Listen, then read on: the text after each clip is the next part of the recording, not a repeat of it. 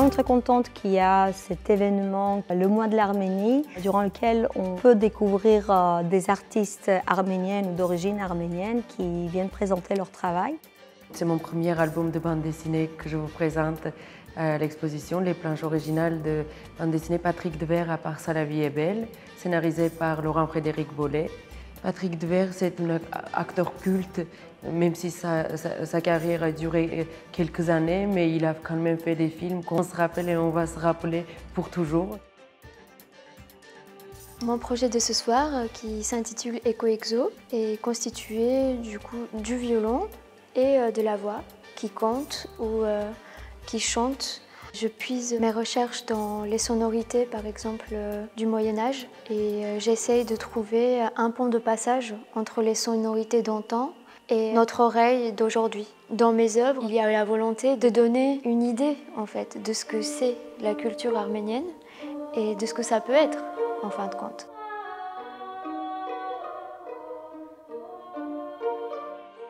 Ce spectacle, Je porte un soldat, relate les derniers événements tragiques de la dernière guerre à Haut-Karabakh. Je voulais, de manière artistique, raconter ce que c'est la guerre en général. Donc il y a plusieurs questions qui sont posées dans ce spectacle, mais des questions plutôt humaines et pas guerrières, qui va, j'espère, pousser à réfléchir ceux qui regardent ce spectacle.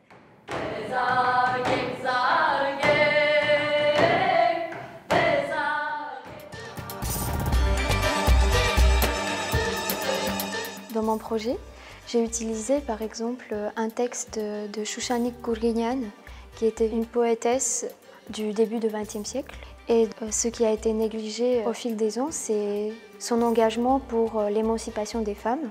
Je me suis rendu compte que le parcours de vie de cette femme m'a donné de l'inspiration et de la force aussi pour continuer à écrire, parce que c'est d'autant plus important de poursuivre ce chemin que d'autres avant nous ont tracé, avec un langage renouvelé justement.